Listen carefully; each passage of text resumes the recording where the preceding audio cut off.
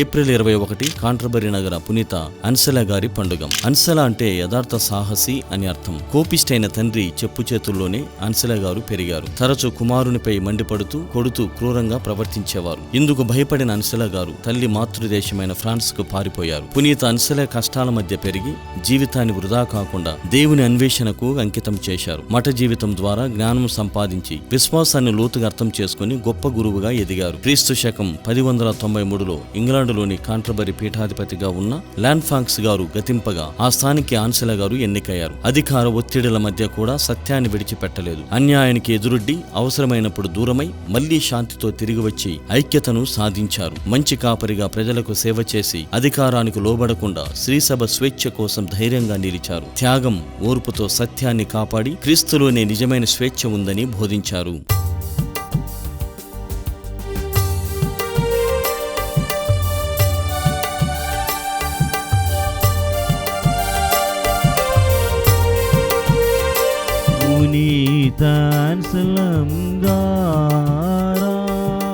మా కొరకు ప్రార్థించండి.